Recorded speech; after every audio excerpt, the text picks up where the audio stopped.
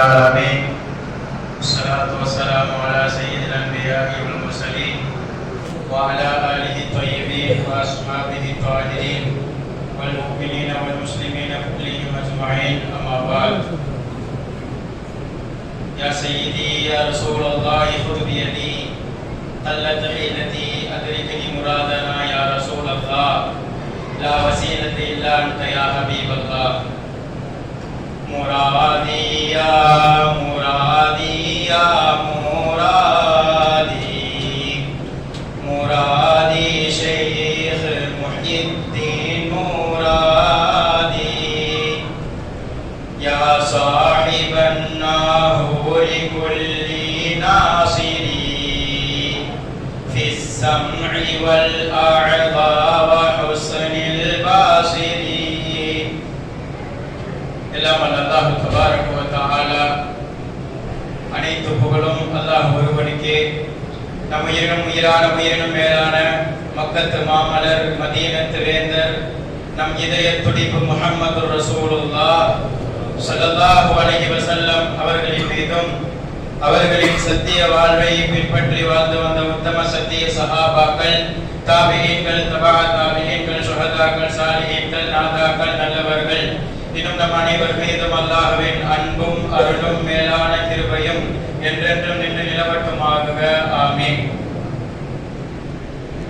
இந்த விழாவினை தலைமையேற்று நடத்தி கொண்டிருக்கக்கூடிய தகுதிமிக்க தலைவர் ரயீசுல் முஃபஸ்ஸிரீன் ஹஜ்ரத் இப்னு அப்பாஸ் ரலியல்லாஹு என்ற விருதையும், ஹதீஸ் கலையிலே தன்னிகரற்ற முஹம்மது இப்னு இஸ்மாயில் அல் புகாரி ரஹிமஹுல்லாஹ் என்ற விருதையும், அமீருல் உலமா என்ற மகுடமும் சூட்டப்பட்ட டாக்டர் வி.எஸ். அன்வர் பாதுஷா உதவி ஹஜ்ரத் கிப்லா அவர்களுக்கும், மேலும் திரளாக திரண்டிருக்கக்கூடிய பெரியோர்கள், தாய்மார்கள், சகோதர சகோதரிகள் என உங்கள் அத்துணை நபர்களுக்கும் இஸ்லாத்தின் காணிக்கையான சலாத்தினை பதிலை எதிர்பார்த்தவனாக தெரிவித்துக் கொள்கிறேன். அஸ்ஸலாமு அலைக்கும் வரஹ்மத்துல்லாஹி வபரகாத்துஹு. இந்த சபையிலே நான் பேச இருக்கக்கூடிய தலைப்பு ஒழுக்கம் தவறிய இன்றைய தலைமுறையினர். எல்லாம் வல்ல அல்லாஹ் தபாரக வ தஆலா இந்த உலகத்தில் தீர்க்கதரிசிகளாக அனுப்பிய நபிமார்களும் ரசூல்மார்களும் கூட பேராசைப்பட்டு அல்லாஹ்விடத்தில் இப்படி துஆ செய்திருக்கிறார்கள், ரப்பே நாங்களும் கூட முஹம்மது நபியுடைய உம்மத்தினர்களாக இருந்திருக்க கூடாதா என்று. அன்பானவர்களே, ரசூல்மார்கள் எல்லாம் பேராசைப்பட்ட ஒரு பெரும் பாக்கியம், தவமிருந்து பெற வேண்டிய ஒரு பாக்கியம். நாம் எல்லாம் ஒரு சின்ன துவாவும் கூட செய்யாமல் பெருமானாருடைய உம்மத்தினர்களாக இருக்கிறோம் என்றால் அல்லாஹ்விற்கு நாம் எந்த அளவிற்கு நன்றி செலுத்த கடமைப்பட்டிருக்கிறோம். அருமைநாயகம் முஹம்மது முஸ்தபா ஸல்லல்லாஹு அலைஹி வஸல்லம் அவர்கள் இந்த உலகத்தில் இந்த உம்மத்தினர்களுக்கு வெறுமனே திருக்குர்ஆனை வேதமாக மட்டும் கொடுத்து விட்டு செல்லவில்லை, மாறாக வாழும் குர்ஆனாகவே அவர்கள் இந்த உலகத்தில் வாழ்ந்துவிட்டு சென்றிருக்கிறார்கள். அது மட்டுமல்லாமல் இந்த உம்மத்தினர்களுக்கு அவர்கள் எந்த விதத்திலேயும் எவ்விதமான குறையும் வைக்கவில்லை. ஒரு புறத்தில் அனைத்து விதமான விவாதத்துகளையும் கற்றுக் கொடுத்தார்கள், மறுபுறத்தில் அனைத்து விதமான நற்குணங்களையும் போதித்தார்கள். அது மட்டுமல்லாமல் அனைத்து செயல்களிலேயும் ஒழுக்கங்களை, ஒழுக்க மாண்புகளையும் ஒழுக்க நெறிமுறைகளையும் ஸல்லல்லாஹு அலைஹி வஸல்லம் அவர்கள் கற்பித்து விட்டு தான் சென்றிருக்கிறார்கள். அந்த ஒழுக்க மாண்புகளை கடைபிடித்து தடம் பதித்து வரலாறு படைத்த சீதேவிகள் எல்லாம் இந்த உம்மத்தில் இருக்கதான் செய்திருக்கிறார்கள். சுல்தானுல் அவுலியா மஹபூபே சுபஹானி மௌசூகே ரஹ்மானி இந்திலே நூரானி கௌசுல் ஆலம் முஹித்தீன் அப்துல் காதிர் ஜீலானி ரலியல்லாஹு அன்ஹு அவர்களுடைய தந்தையார் அபூ சாலிஹ் ரலியல்லாஹு அன்ஹு ஒரு நாள் கடுமையான பசியிலே நடந்து செல்லுகிறார்கள். ஒரு ஆறிலே ஒரு ஆப்பிள் பழம் வருகிறது. அந்த பழத்தை சாப்பிடலாம் என்று எடுத்து ஒரு கடி கடிக்கிறார்கள். அப்பொழுது சிந்திக்கிறார்கள், இது யாருடைய பழம் என்று தெரியவில்லையே, அனுமதி இல்லாமல் பசியிலே சாப்பிட்டு விட்டோமே என்று பழத்தை தூக்கி எறிந்து விட்டு பழம் வந்த திசையை நோக்கி செல்லுகிறார்கள். ஒரு ஆப்பிள் தோட்டம் இருக்கிறது, அங்கு ஒரு முதியவர் அமர்ந்து கொண்டிருக்கிறார். கேட்கிறார்கள், முதியவரே, உங்களுடைய ஆப்பிள் பழத்தை உங்களுடைய அனுமதியே இல்லாமல் நான் பசியிலே சாப்பிட்டு விட்டேன், மன்னித்து விடுங்கள். அதற்கு பகரமாக எந்த தண்டனை கொடுத்தாலும் நான் ஏற்க தயார் என்கிறார்கள். ஒரு பழத்தை சாப்பிட்டு தண்டனையை கேட்டு வாங்கும் அளவிற்கு பேணுதலுடையவர்கள். அந்த முதியவர் பார்த்தார், இவர் சாதாரணமான ஆள் இல்ல போல என்று நினைத்து தண்டனை கொடுக்கிறார்கள். பல வருடங்கள் நீங்கள் எனக்கு வேலையாக பணி செய்ய வேண்டும், வேலைக்காரனாக என்கிறார்கள். அதை ஏற்றுக்கொள்கிறார்கள். ஏற்றுக்கொண்டு பணி செய்கிறார்கள். பல வருடம், அவர் குறிப்பிட்ட வருடம் முடிந்தது. அத்தனை வருடமும் பணி செய்து முடித்ததற்கு பிறகு கேட்கிறார்கள், தண்டனை முடிஞ்சிருச்சா, இன்னும் எதுவும் இருக்குதா? ஒரு பழம் சாப்பிட்டது. அந்த முதியவர் சொன்னார், இன்னும் ஒரு தண்டனை பாக்கி இருக்கிறது. என்ன தண்டனை அது? சொல்லுங்கள். அதுதான் என்னுடைய தண்டனை என்றால் நான் நிறைவேற்றுகிறேன். சொன்னார்கள் அந்த முதியவர், எனக்கு ஒரு மகள் இருக்கிறாள், அந்த மகளை நீங்கள் திருமணம் செய்து கொள்ள வேண்டும். ஆனால் என்னுடைய மகளுக்கு 2 கண்ணும் தெரியாது, 2 காதும் கேட்காது, வாய் பேசாத ஊமை. பரவாயில்லை, எனக்கு அதுதான் தண்டனை என்றால் நான் அதை நிறைவேற்றுகிறேன். திருமணம் முடித்து வைக்கப்பட்டது. மணப்பெண்ணை பார்க்கிறார்கள். கண்கள் நன்றாக தெரிகிறது, காதுகள் நன்றாக கேட்கிறது, அழகாக பேசுகிறார்கள். முதியவரிடத்திலே கேட்கிறார்கள், முதியவரே, இது உங்களுடைய மகள் தானா? நீங்கள் சொன்ன எந்த அடையாளமும் இல்லையே. ஆம், என்னுடைய மகள் தான். பிறகு ஏன் அப்படி சொன்னீர்கள்? என்னுடைய மகள் என்னை தவிர எந்த அந்நிய ஆணையும் பார்த்ததில்லை, அதனால் அவளை குருடி என்றேன். நல்ல விஷயங்களை தவிர எந்த விஷயத்தையும் கெட்ட விஷயத்தை கேட்டதில்லை, அதனால் அவளை செவிலி என்றேன். நல்ல விஷயங்களை தவிர கெட்ட விஷயங்களை பேசியதில்லை, அதனால் ஊமை என்றேன். உங்களுடைய பேடுதலை மன்னிப்பு கேட்க வரும்பொழுதே நான் புரிந்து கொண்டேன். ஒழுக்கம் நிறைந்த எனது மகளுக்கு நீங்கள் தான் பொருத்தமான ஜோடி. இத்தனை ஆண்டு நீங்கள் எனக்கு வேலை செய்தீர்கள் அல்லவா, அதை நான் மகளாக தான் நான் ஏற்றுக்கொண்டு என் மகளை திருமணம் முடித்து கொடுக்கிறேன் என்று சொன்னார்கள். அன்பானவர்களே, மாணவி ஸல்லல்லாஹு அலைஹி வஸல்லம் அவர்கள் போதித்த ஒழுக்க மாண்புகளை கடைபிடித்து வரலாறு படைத்தவர்கள் இவர்கள் எல்லாம். அதே சமயத்தில் ஸல்லல்லாஹு அலைஹி வஸல்லம் போதித்த அந்த ஒழுக்க மாண்புகளை தவற விட்டு தடம் புரண்டு இன்றைக்கு சீரழிந்து கொண்டு இருக்கக்கூடிய தலைமுறையினர்களையும் நாம் பார்த்து கொண்டுதான் இருக்கிறோம். சமீபத்தில் நாம் எல்லாம் பார்த்தோமா இல்லையா? ஒரு புர்கா அணிந்து கொண்டு, ஸ்கார்ஃப் அணிந்து கொண்டு ஒரு இஸ்லாமிய பெண், காயல்பட்டினத்தை சார்ந்த ஒரு பெண், புர்கா அணிந்து கொண்டு ஸ்கார்ஃப் அணிந்து கொண்டு சினிமா பாடலுக்கு ஆடியும் பாடியும் இன்ஸ்டாகிராமிலே ரீல்ஸாக போட்டு தள்ளிய ஒரு பெண். அந்த பெண்ணிடத்தில் கேட்கப்பட்டது, ஏமா இப்படி புர்கா போட்டுக்கிட்டு இப்படி ஆடிக்கிட்டு இருக்கிறியே, இது இஸ்லாத்துக்கு நீ பண்ணக்கூடிய துரோகம் இல்லையா? நீ எதை வேணா பண்ணிக்கிட்டு போ, ஆனா புர்காவை கரட்டி வச்சுட்டு பண்ணு, உன்னை யாரையும் கேள்வி கேட்க மாட்டாங்க என்று கூறிய பொழுது அந்த பெண் சொன்ன பதில், புர்கா அணிவது எனக்கு இஸ்லாம் போதிக்கக்கூடிய ஒழுக்கம், ஆனால் நான் ஆடுவதும் பாடுவதும் அது என்னுடைய சுதந்திரமான விஷயம், யாரும் கேள்வி கேட்க கூடாது, கேள்வி கேட்க முடியாது என்கிறார். புர்கா அணியக்கூடிய சட்டங்களை எல்லாம் சொல்லிக் கொடுக்கக்கூடிய இந்த இஸ்லாம் ஆடல் பாடல் விஷயத்தில் எந்த விதமான தடையும் போதிக்கவில்லையா? ஃபாத்திமா வாழ்ந்த முறை உனக்கு தெரியுமா? ஃபாத்திமா வாழ்ந்த முறை உனக்கு தெரியுமா? அந்த பாதையிலே வந்த பெண்ணே நீ சொல்லமா என்ற பாடலுடைய வரிக்கேற்ப ஃபாத்திமா நாயகி போன்ற பெரும் பெரும் சீதேவிகளுடைய வாழ்க்கையை கடைபிடித்து வாழுவதை விட்டுவிட்டு இன்றைக்கு கண்ட சைத்தான்களுடைய வாழ்க்கையை எல்லாம் பின்பற்றி வாழக்கூடிய மிக மோசமான நிலைக்கு நம்முடைய வாலிப பெண்கள் தள்ளப்பட்டிருக்கிறார்கள். ஆனா இந்த இன்ஸ்டாகிராம்னு எப்போ ஒண்ணு வந்தாலும் வந்தது, தக்குவா இல்லாத புர்கா அணிந்த அத்தனை சைத்தான்களும் அதுக்குள்ளதான் இருக்கு. அதுக்கு நம்ம பசங்களும் சும்மா இருக்கிறது கிடையாது. நம்ம பெருமக்கள் எல்லாம் தஹஜ்ஜுக்கு எந்திரிக்க வேண்டிய நேரத்துல தான் இன்னைக்கு நம்ம பசங்க தூங்க போறாங்க. இவ்வளவு நேரம் என்னடா பண்ணிட்டு இருந்தீங்கன்னா ஆன்லைன்ல இருந்தோம். சரி, ஆன்லைன்ல நீங்க வேற எதுனா பண்ணிட்டாலும் பிரச்சனை கிடையாது. ஆன்லைனில் பெண்லைனில் இருக்கக்கூடிய வாலிபர்கள் தான் இன்றைக்கு அதிகம். அன்பானவர்களே, நாம் யோசிக்க வேண்டும். அல்லாஹ் கூட குர்ஆனிலே சொல்லுவான் அல்லவா, யா அய்யுஹல்லதீன ஆமனூ லா தத்தபிஉ குதுவாதி ஷைத்தான். ஈமான் கொண்ட விசுவாசிகளே, ஷைத்தானுடைய அடிச்சுவடுகளை நீங்கள் பின்பற்றாதீர்கள். வமை யத்தபிஉ குதுவாதி ஷைத்தான் ஃபஇன்னஹு யஅமுரு பில் ஃபஹ்ஷாஇ வல் முன்கர்.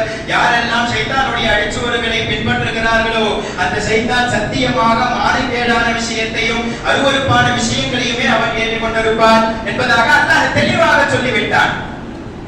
ஆனால் இன்றைக்கு பிள்ளைகளை ஒழுக்கம் போதிக்க வேண்டிய பொறுப்பிலே இருக்கக்கூடிய பெற்றோர்கள் அவர்கள் ஒழுக்கங்களை போதிக்க வேண்டிய இடங்களில் எல்லாம் அவர்கள் பின்னடைந்திருக்கிறார்கள் என்றுதான் சொல்ல முடியும்.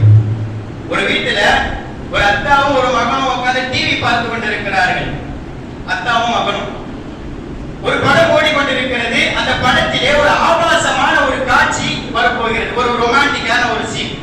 அப்ப அத்தா நினைக்கிறாரு, ஆஹா அற்புதமான ஒரு சீன் வருது, நம்மளும் பார்க்கணும், நம்ம பிள்ளையும் பார்த்து கெட்டு போயிடக்கூடாது என்று நினைக்கக்கூடிய அந்த தந்தை என்ன செய்தார் என்றால், மகனை பார்த்து டேய் போய் தண்ணி மத்திட்டு போடா என்று அனுப்பிவிட்டார். அவன் போனா தண்ணி மத்தினா வந்தா வரதுக்குள்ள ஒரு வழியா சீன் முடிஞ்சிருச்சு. இவரு அத்தா அல்ஹம்துலில்லாஹ் ஏதோ ரசூலுல்லாஹ்வை பார்த்த சந்தோஷத்தை போல அப்படி ஒரு சந்தோஷம் அதுல. இப்ப இவர் அந்த மகன் வந்தா தண்ணி கொடுத்தா வந்து உட்கார்ந்துட்டா சீன் முடிஞ்சிருச்சு, ஒன்னும் பிரச்சனை இல்ல, படம் போயிட்டு இருக்கு. கொஞ்ச நேரத்துல முன்பை விட அதிகமான ஆபாசங்கள் நிறைந்த ஒரு சீன் வரப்போகுது. தந்தை யோசிக்கிறாரு, அடடா அதை விட ரொம்ப அற்புதமான ஒரு சீன் வருது, என்ன பண்ணலாம் என்று யோசித்த அந்த தந்தை யோசிச்சுக்கிட்டே இருக்கிறார். பையன் அனுப்பலாமா வேணாமா, ரெண்டாவது வாட்டி பையன் அனுப்பினா என்ன நினைச்சு போனோம் என்று யோசித்துக் கொண்டே இருக்கக்கூடிய நேரத்துல பையன் பக்கத்துல வந்து கேட்டானா, அதான் நான் வேணா தண்ணி வச்சுட்டு வரட்டுமா என்று கேட்டானாம். ஆக அன்பானவர்களே, இன்றைக்கு பிள்ளைகள் விவரமாக தெளிவாக இருக்கிறார்கள். ஆனால் ஒழுக்கங்களை போதித்து அவர்களை வார்த்தெடுக்க வேண்டிய, அவர்களை செதுக்க வேண்டிய பொறுப்பிலே இருக்கக்கூடிய பெற்றோர்கள் இன்றைக்கு பின்னடைந்திருக்கிறார்கள் என்று சொல்ல முடியும். ஸல்லல்லாஹு அலைஹி வஸல்லம் அவர்களை விடவா நமக்கு ரோல் மாடல் வேண்டும்? ஸல்லல்லாஹு அலைஹி வஸல்லம் யார்? அவர்களுடைய அந்தஸ்து என்ன?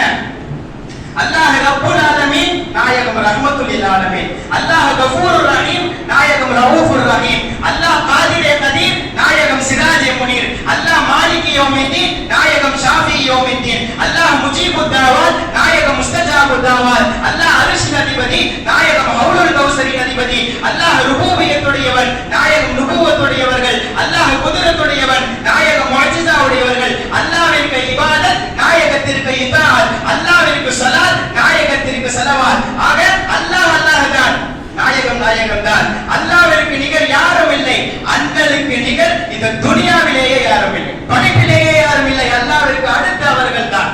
அத்தகைய ரோல் மாடலை நாம் பெற்றுவிட்டு அல்லாஹ் சொல்லுவான் குர்ஆனிலே, லகத் கான லகும் ஃபீ ரசூலில்லாஹி உஸ்வத்துன் ஹஸனா. திட்டமாக உங்களுக்கு ரசூலாக அனுப்பப்பட்ட முஹம்மது ரசூலுல்லாஹி ஸல்லல்லாஹு அலைஹி வஸல்லம் அவர்களிடத்திலே உங்களுக்கு அழகிய ஒரு முன்மாதிரி இருக்கிறது என்பதாக அல்லாஹ் சொல்லுவான். ஸல்லல்லாஹு அலைஹி வஸல்லம் அவர்கள் போதித்த ஒழுக்க மாண்புகள், ஸல்லல்லாஹு அலைஹி வஸல்லம் அவர்கள் வளர்த்த வளர்ப்பையும் நாம் பார்க்க வேண்டும் அல்லவா? நபி ஸல்லல்லாஹு அலைஹி வஸல்லம் அவர்கள் ஒரு நாள் ஃபாத்திமா அம்மா வீட்டிற்கு செல்கிறார்கள். நாயகம் கடுமையான பசியிலே இருக்கிறார்கள்.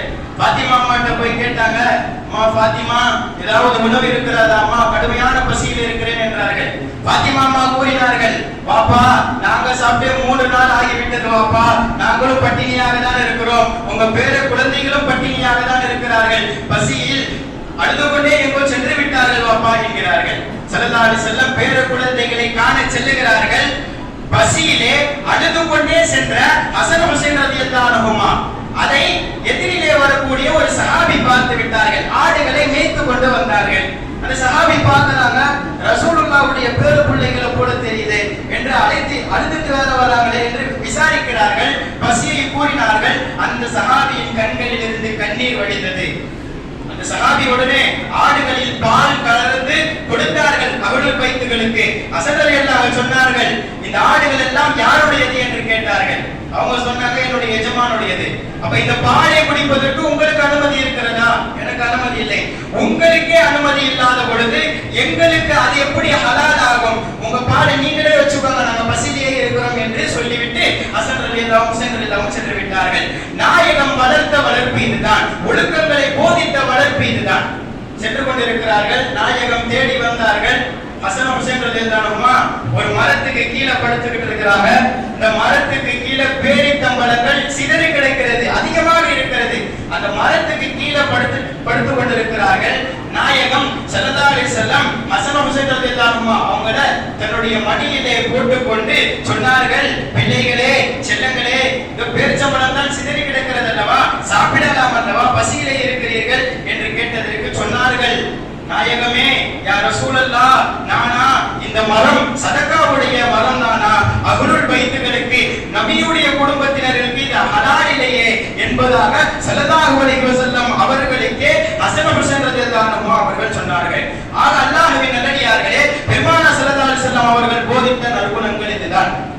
மாண்புகளும் இதுதான். இறுதியாக ஒரே ஆயத்தை கொண்டு நான் முடிப்பேன்.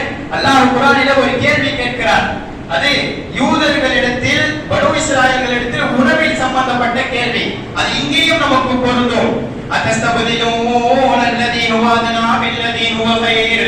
சிறந்த ஒன்றிற்கு பகரமாக மட்டரகமான ஒன்றை நீங்கள் தேர்ந்தெடுத்துக் கொள்கிறீர்களா என்று அல்லாஹ் கேட்கிறார். நாம் இந்த இடத்திலே புரிந்து கொள்ள வேண்டும், ஸல்லல்லாஹு அலைஹி வஸல்லம் போன்ற ரோல் மாடல்கள் நமக்கு கிடைத்திருக்கிறார்கள். ஒவ்வொரு சின்ன சின்ன விஷயங்களில் இருந்து பெரும் பெரும் விஷயங்கள் வரையிலும் அனைத்திலேயும் அவர்கள் தான் நமக்கு முன்னுதாரணம். அனைத்திலேயும் ஒழுக்க மாண்புகளை அவர்கள் நமக்கு கற்றுக் கொடுத்திருக்கிறார்கள். அதை வைத்து அதை பின்பற்றி தடம் பதித்து வரலாறு படைக்கக்கூடிய தலைமுறையினர்களாக நம்முடைய தலைமுறைகளை நாம் உருவாக்க வேண்டும். அதை விட்டுவிட்டு நாம் தடம் புரண்டு சென்றால் சீரழித்துதான் போகுவோம். எனவே அருமைநாயகம் ஸல்லல்லாஹு அலைஹி வஸல்லம் அவர்களை பின்பற்றி அவர்களுடைய ஒழுக்க மாண்புகளை கடைபிடித்து தடம் படிக்கக்கூடியவர்களாக எல்லாம் வல்ல அல்லாஹ் ரப்பல் ஆலமீன் நம் அனைவரையும் ஆக்குவாராக. ஆமீன். வாஹிரு தஅவானா அல்ஹம்துலில்லாஹி ரப்பில் ஆலமீன். அஸ்ஸலாமு அலைக்கும் வரஹ்மத்துல்லாஹி வபரகாத்துஹு.